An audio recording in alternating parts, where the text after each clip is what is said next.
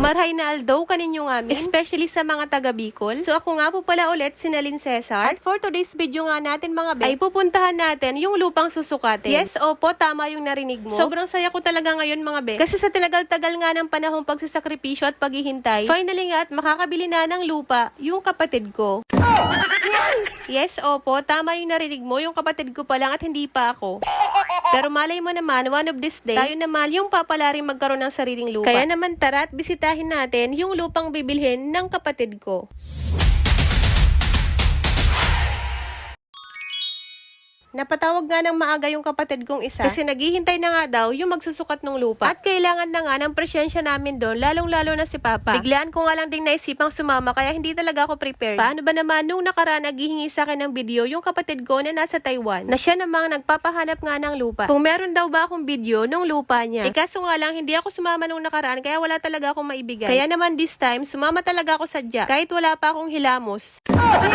Opo, hindi mala ako nakapaghilamos kasi nga nakailang tawag na yung kapatid ko na para bang emergency yung pupuntahan natin, aba. Kaya naman sa sobrang pagmamadali ko nga nag-jacket na lang ako at hindi na rin ako nagbihis. Kasi wala naman siguro mag-aamoy sa akin dun, no?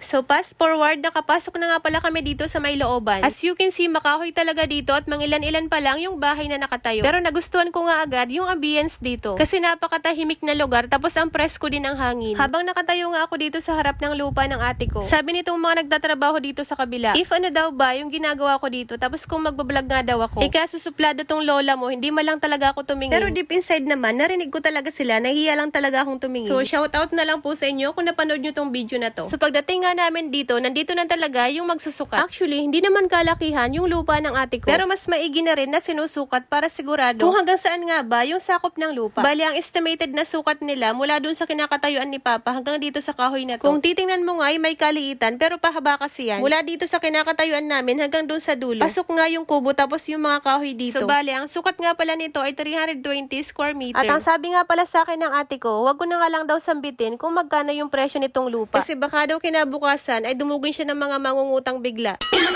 Ganitong lupa nga daw talaga yung gusto ng ate ko kasi magtatanim-tanim daw siya dito. Nakwento nga din sa akin ng kapatid ko na pangarap daw niya makauwi ng probinsya tapos merong sariling bahay at lupa. Sa mga hindi nga pala nakakaalam, matagal nang nagtatrabaho yung ate ko sa ibang bansa. Factory worker siya sa Taiwan. Kaya kumbaga, ito pa lang yung reward niya sa sarili niya. Kaya iwasan nating isipin na hindi porket nakabili na ng lupa yung tao, akala mo mayaman na. Usually, ganyan tayong mga Pilipino eh. Kumbaga, nagbabase lang tayo sa mga nakikita ng mata natin. Pero hindi natin nakita yung pagtitiis at pagsasakripisyo na pinuhunan nila bago yan nakuha. So anyway, at napapahugot na tayo bigla.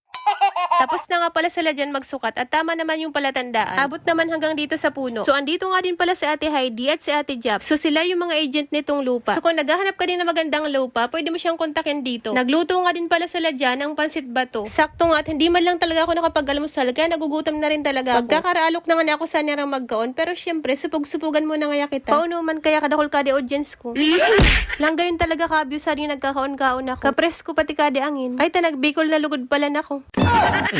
Shout out man palan kay madam na lang gayon nakaistoryahan. Kinding sa matuod, dalingawan ko sungaran niya. So itag na sana ninyo kung bistada ninyo. Amos, so anyway, ading way pala na diya, paluwas na kuno di sa angustia. Pero ongoing pa kuno yan, pero nakaplan na. So once may tugbong na yan, mas madali na lang makayansadi. So since tapos na nga din silang magsukat, yung lalakarin na lang nila is yung perma nung judge, kaya hindi naman na ako sumama. Tapos yung itsura ko pa dito, uwing-uwi na kasi tanghaling tapat na. Tapos ako lang talaga yung nakapambahay dito. Abay malako ng alsum sa matuod.